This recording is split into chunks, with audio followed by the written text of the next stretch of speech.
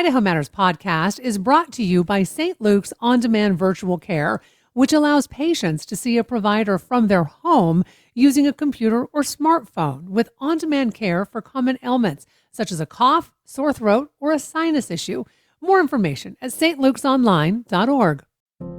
Public media is under immediate threat. I'm General Manager Tom Michael from Boise State Public Radio. In the coming days, the U.S. Senate is expected to vote on a rescission request from the White House, which wants to claw back funds that were already approved by Congress. This station is one of hundreds across the country that would lose out. You can let your U.S. Senator know directly that you value funding for public radio. Or visit protectmypublicmedia.org.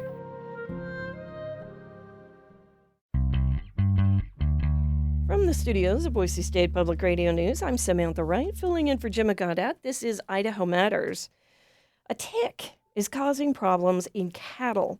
The screwworm is back, and now the U.S. is fighting back. Do multivitamins really help you live longer? And what's the difference between regular headaches and migraines? It's Wednesday. That means it's time for our Dr. Roundtable with Dr. David Pate, former CEO of St. Luke's Health System, and the co-author of the book, Preparing for the Next Global Outbreak. Dr. Pate, hello. Hi, Samantha. If you have a public health question, send us an email. It's idahomatters@boisestate.edu.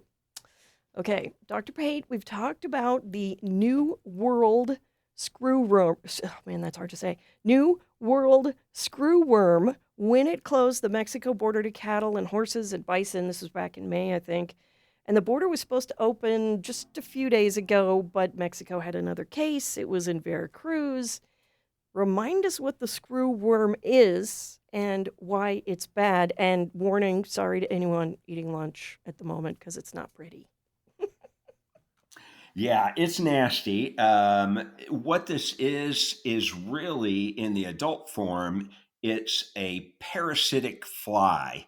It's a form of the blowfly, but we had eradicated it from the United States back in like 1966, and so what the alarm is about is that given that it's creeping up north from Central America to now southern Mexico to potentially entering the United States again, that's all the effort directed around trying to contain this, because unlike the majority of blowflies that are native to this area that basically feast on dead tissue, the big issue with this one is the larvae, the babies, so to speak, infect wounds and healthy tissue. Oh, okay. Hence the term screwworm, because they kind of screw in there and cause damage. CNN is reporting over the last year there have been more than 35,000 new cases of screwworm. Again, mostly in Central South America. It's mostly in cattle. These guys can go for other animals, though. Deer, birds, even your cat and dog. How big a deal are these pests when they get a foothold somewhere, like maybe in America? Well, it can be a very big deal, particularly for cattle, which seems to be their preference. And what we have to be careful about, they're particularly active during the warmer months. So we need to make sure, for example, any kind of wound or injury to cattle can make them susceptible. Although, again, please don't eat right now. But the other thing is it can go in through the mucous membranes, which is like your nose, the mouth. It can also get in through the eyes, the ears, and even the genitalia. So what we recommend for the cattle is, if you're going to do something that's going to break the skin, for example, if you're planning to castrate the cattle or you're going to do ear tagging, those kind of things, we'll save that for the cooler or cold months, or dehorning. That's another thing. But you also have to be careful about just like barbed wire injuries to cattle, Oh, that kind of thing, because then the worms, the flies can come there. They lay these larvae, and you know, we think it's a big deal when humans give birth to twins or triplets. These flies yield 200 to 300 little babies, the oh, larvae. And just as you said, if they can get past that barrier of skin, either through a wound or a sore, or even these other areas where the skin is not as tough that we mentioned, then they just burrow right in. They go head oh, first. And and frankly, if you look at a picture of one of these little larvae, they actually kind of look like screws. They have the kind of ridges oh, that go wow. around as they burrow in. And so they will burrow into that healthy tissue. And the problem is that wound then can rapidly spread. And in fact, it can become fatal in as short as 1 to 2 weeks if Oh, it's not caught and addressed. wow. So that's the danger is that, and then what happens is these larvae, after several days, they just drop off of the cattle. There's plenty more to take over, but then they get to the ground, they burrow in the ground, and then they evolve to the adult form, which then can go out and they can mate and continue this cycle. So we certainly don't want them to get a foothold here, and we don't want to see this spreading from cattle to cattle because it's just horrendous, and we want to. This is a truly a case where an ounce of prevention is worth a pound of cure. Well, let's talk about the cure. And you mentioned this. I did not know that we'd had screwworms in the U.S. before, back in the 60s and 70s. And we stopped them, and I swear I'm not making this up, by dropping sterile flies from planes at the border. Explain the strategy to me. Yeah. So what happens is the female New World screwworm fly only lives about 3 weeks and only mates once. And so, what the strategy has been is to take these fly factories and produce sterile males. And the way they do that is they irradiate the male Oh flies my God. with gamma radiation. And that messes up their sex chromosomes and Oh, DNA. And then they are ineffective at breeding with the female. And if you drop hundreds of millions of these flies from the airplanes, they dilute the number of fertile males that were had already creeped into the area, and now the females are mating with these sterile males, and therefore, when they go after the cattle or other animals and deposit their eggs or larvae, they're unfertilized, and therefore they can't create new flies. And because of their very short lifespan, if you can do this effectively, you can wipe them out. These flies out in a matter of months, hmm. or it might take a year or two, depending on how much has already gotten in. But it's a pretty effective and innovative way to control these parasitic flies. I love it. We're going to nuke flies so that they won't come up to the border. Okay, the USDA says it's opening some of these fly factories to make these sterile flies. It's going to be expensive though. So is the cost worth it if it stops them? You talked about how it can be a problem to the cattle industry, to other places. And when you talked about, a wound on a cow and keeping it so that they can't get in there, a lot of ranchers have a lot of cows, and it's not, you can't always catch every time they brush up against a barbed wire or something and get a wound. I mean, that's really time intensive. Well, that's right. And that's why the cost of this mitigation measure is worth it because you're talking about maybe tens of millions of dollars of the fly strategy, the sterile fly strategy. But when this gets taken off in and a foothold in parts of our country, now you're looking at billions of dollars in Mm. our cattle industry. If this really takes off. So to answer your question, yes, if there's a real threat, as we are certainly perceiving there is, then it can be very worthwhile to do this. Okay. Dr. Pate, it seems like every time we get together, I've got a new tick to talk about. And I went and checked because depending on who you talk to, there are about 900 kinds of ticks out there. So I guess you and I will always have something to talk about. This time it's the Asian longhorned tick.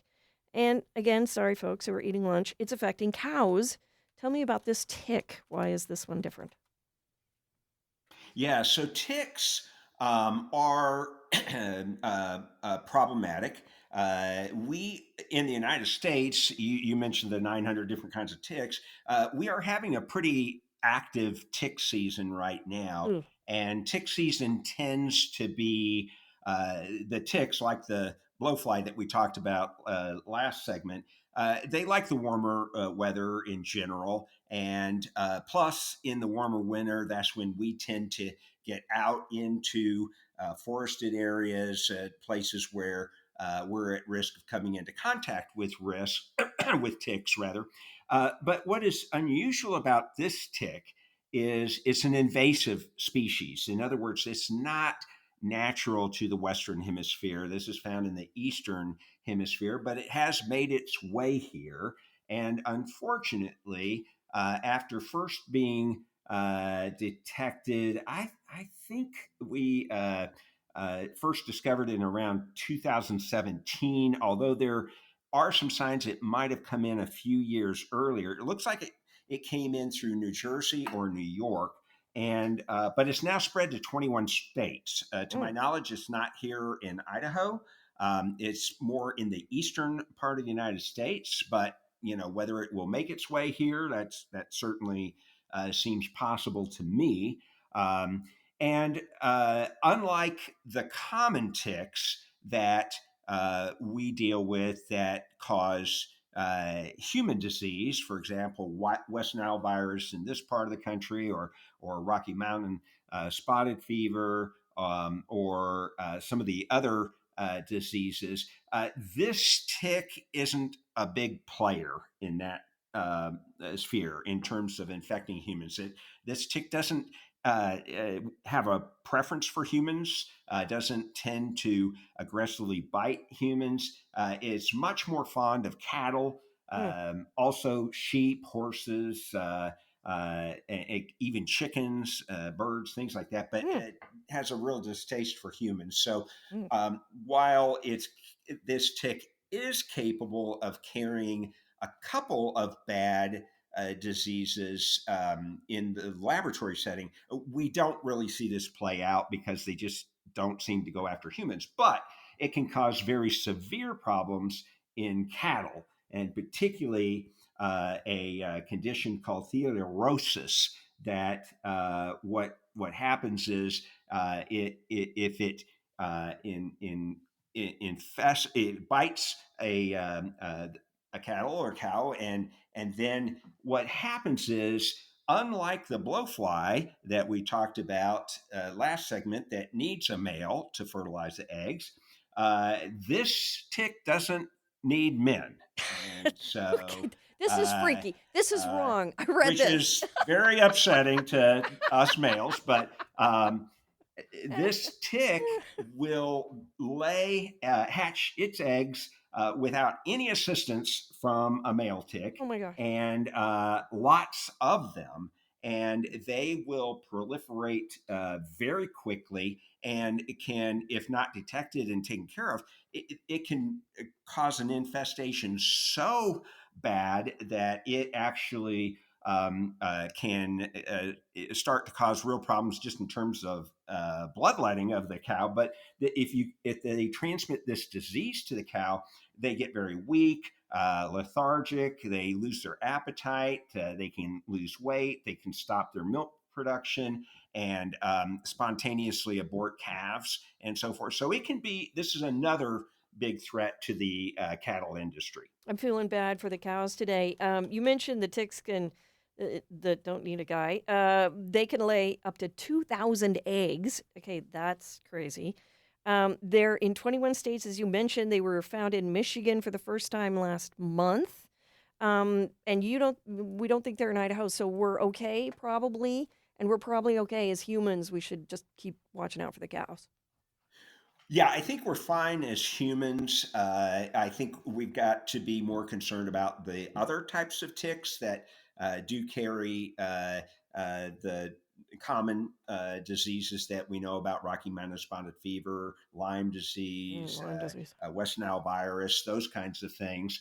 But we don't have a whole lot to fear from this tick, but certainly our cattle ranchers do. As I said, and you mentioned, I have not seen any reports that we have identified any as far west as Idaho. But given that this appeared in New York, New Jersey, now, as you said last month, it just showed up in Michigan. And the way it was found was just doing routine tick surveillance. They detected this unusual one. So I think that's what we have to do is we've got to be on the lookout so that we can identify when it is, if it does make its way here. And I rather guess it will, but I don't know how long that will take. But right now, not a big human concern other than for our food and milk sources. All right. Let's switch gears. I found out that 1 in every 3 people in America take a multivitamin. And hold on, I've got one right here. This is my multivitamin bottle. I'm going to take it right now because, it seems apropos because we're talking about it. It's supposed to be good for me, supposed to help me live longer. But a new study says that might not be true. I might even die faster. Can we talk about this? This was a really big study. What did it find out? Yes, of course. So it was a large study. It's actually a compilation of 3 studies. And there's long been debate about should people take a multiple vitamin, who needs a multiple vitamin, those kind of things. Could taking a multiple vitamin prevent you from getting heart disease, cancer? Could it help you live longer? The answer of this study seems to be no, that in general, uh, in general speaking, for the average American, taking a multiple vitamin is not likely to decrease your heart risk, not likely to decrease your cancer risk, and not likely to extend your life. And so that was the main focus of the study, was to look to see is there a mortality advantage? In other words, could you live longer? Doesn't appear to be. But On the other hand, yeah, you go ahead. Okay, this is a pretty dense study. We're going to put it on our website if you want to look at it. I think it says multivitamins not only don't help you live longer, but, and I'm quoting here, taking them is associated with 4% higher mortality risk. Does that mean I'm going to die faster if I just took one? Am I going to die faster now? Yeah, I was trying to stop you.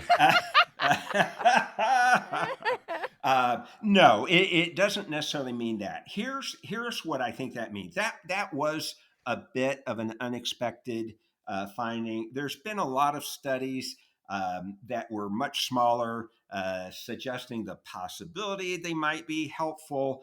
A couple suggesting maybe there might be a few small harms, but this one is really the first study, to my knowledge, to indicate that for a percentage of people, about 4%, that there could be a higher risk of dying. Now, Oh, let me explain that as you please, asked. please. So first of all, there are some weaknesses to this study.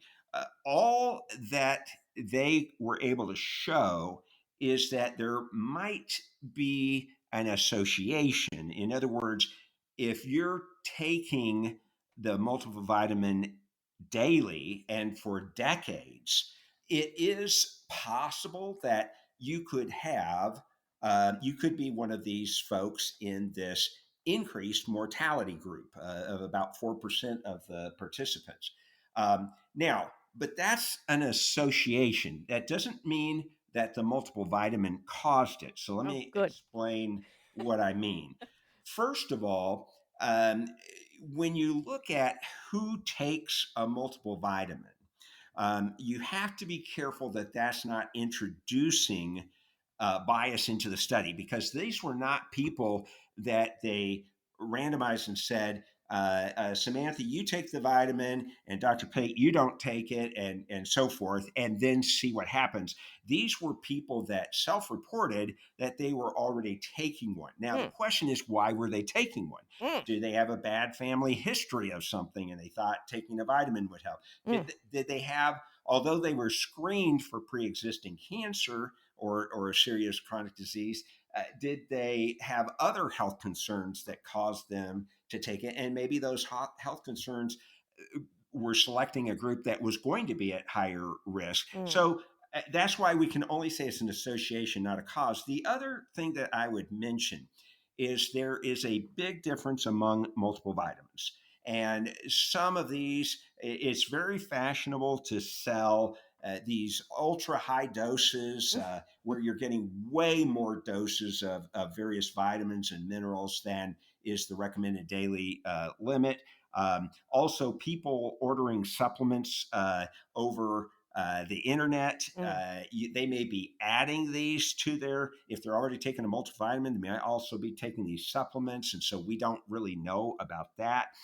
The other thing is that what multiple vitamin you should be taking, if you're going to take one, is different for different circumstances. So, for example, we know that a lot of multiple vitamins have iron in them. Mm. That is bad for men.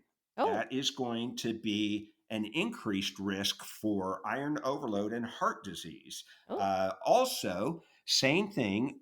The reason the iron's in there is particularly for menstruating women. But Mm. once women are postmenopausal, they have to be careful not to take a supplement with iron in it unless their doctor's telling them to do so, because they can get iron overload. Also, you can have the situation where women worried about osteoporosis are taking the multiple vitamin, but they're also taking high dose vitamin D, calcium, other things. And so it is, what we don't know is in that 4% of people, first of all, were they already somehow at higher risk of dying? And second, were they taking other things that in combination may have given them really high doses of some of the vitamins or minerals that can harm you if taken in excess? So I would say the main point of the study is that if you're just trying to do this for heart health, avoid cancer, live longer, that's probably not where you want to spend your money on a multivitamin. You probably want to invest on making sure you're not smoking, getting your exercise, eating healthy, controlling your weight, controlling your blood pressure, those things. Those things are going to help. The multiple vitamin, probably not. And for some people, it may be a concern, particularly if they're taking other things together with it. I'm just checking on the bottle. The 56% iron in this one. Okay, so don't take more than one. Don't forget, you can ask Dr. Pate a question. We'll answer it on the air. Just send us an email, idahomatters@boisestate.edu. This question comes from listener James B. It's a good one. He sent us an article from Hawaii Public Health, and it asks the question, migraine or regular tension headache, do you know the difference? I realized I didn't know the difference, so let's find out. Start with the tension headache, Dr. Pate. What does it look like? So most commonly, when I have seen patients with these kind of headaches, what they complain about is a tight pressure around their head. They usually will put their hands up like in a circle, like around from the forehead to the back of their head. Sometimes they describe it as pressure. Some patients will describe it like their head's in a vice. Mm. Um, and so, but it tends to be completely around the head, and it's not generally associated with other symptoms. Typically, these headaches are rather short-lived. Perhaps a half hour. Certainly, some people can have them for hours on end, but they also tend to respond pretty well to hydration and taking common over-the-counter medications, either acetaminophen, like is in Tylenol, or ibuprofen or other anti-inflammatory drugs. So these are common. We tend to see them in both men and women. But a lot of times they will describe these are worse at periods of either emotional or physical or both stress. Things like that can aggravate them. They typically don't wake people up from sleep, and so that's kind, and they're not associated with nausea or other symptoms in general.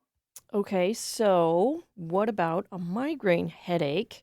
How is that different from a regular headache?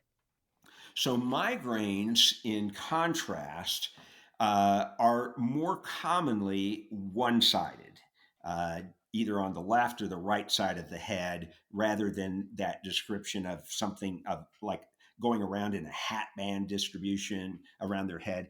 More often, migraine patients will feel it on one side or the other. The other difference is they tend to describe it differently. As I said, with the muscle contraction or tension headache, people describe pressure, vice like grip, that kind of thing. More often with migraine, patients will describe throbbing or pulsating type of headache where it's just pounding in their head. Also, with migraine, as opposed to those tension headaches, these patients tend to be a lot more sensitive to environmental stimuli. In other words, a lot of times these patients will close their eyes because the light makes their headache worse. Some patients are sensitive to light, others might be sensitive to smells or to sounds. Typically, they want to get into a cool, dark room uh, that's quiet and lay down and perhaps even try to see if they can go to sleep with this kind of headache. So that those are the major differences in how they present with symptoms once they have it. But about 20% of patients with migraine will have an aura that warns them ahead of time. And also, unlike tension headaches, where I said they typically don't have nausea or other symptoms, people with migraines often have nausea, at least some even vomiting. Well, you mentioned the aura. What is that that happens before a migraine for some folks? Yeah, and it's in the minority, about 20% or so. But what they will often describe is that they get a warning of their impending migraine in that they see flashing white or silver lights most commonly. Some people see it in colors, but that's much less common. Usually it's a white or silverish light. Some people describe it as flashing. Some will describe it as a shimmering light. Hmm. And then some patients will just have that, but others will say then they start to see dark spots like blind spots. And then even less common in my experience, some of them will then say it will progress on to like zigzag lights Hmm. or a circling pattern of an irregular light. Some people have a rotating light, but the common theme is it's some kind of a bright, usually white or silver light that's doing something weird. It's noticeably different and clear that something is different and about to happen. Okay, some interesting facts here. 39 million Americans get migraines. Women tend to get them 3 times more often than men. That's not fair.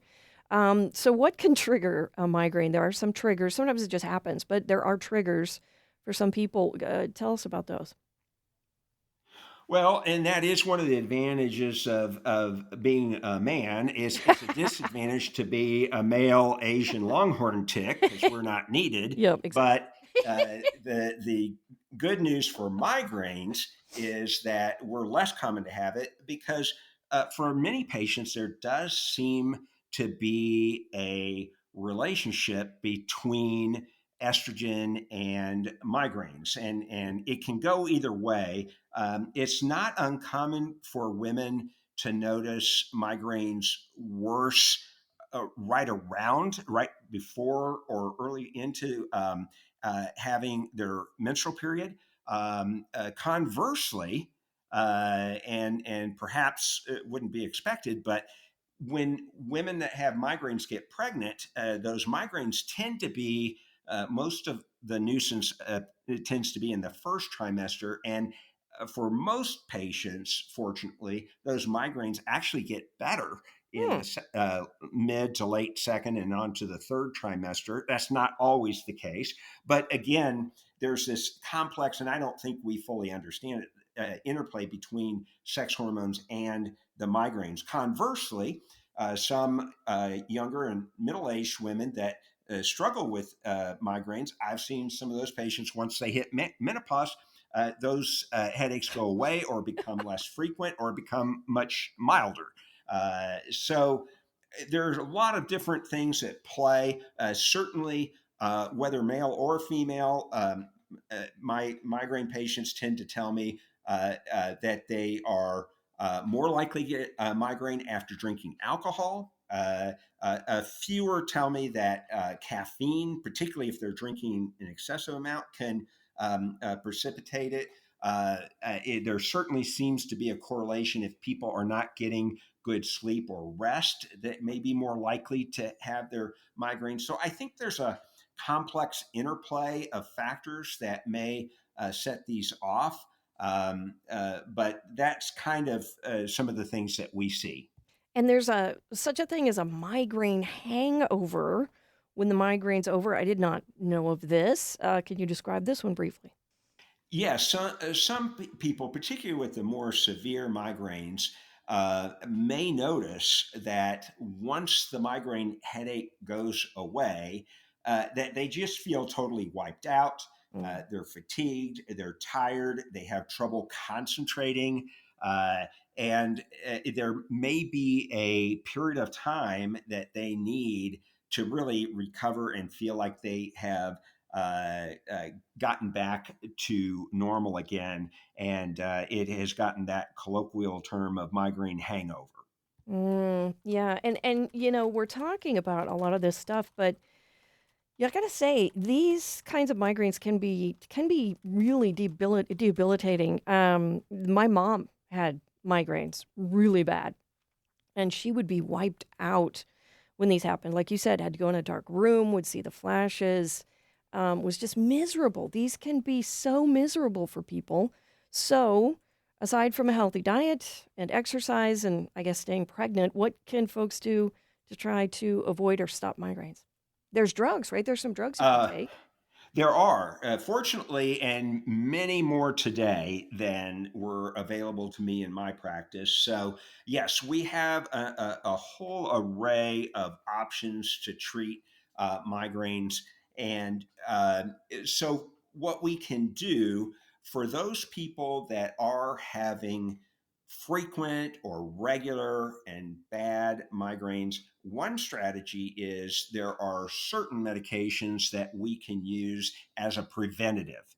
In other words, we can give you the medicine to take on a daily basis in order to try to prevent you from getting the migraine in the first place. Now, obviously, if you have migraines only once or twice a year, then it's probably not worth going on a medicine every day in order to prevent them. But that most people do have them. If they have them more frequently, and they really are problematic. They certainly interfere with work and things like that. And so some people will be interested in preventative therapy. The other thing is we have a whole host of array of medications that we can use to take when the migraine has its onset, to try to lessen the intensity and shorten the duration.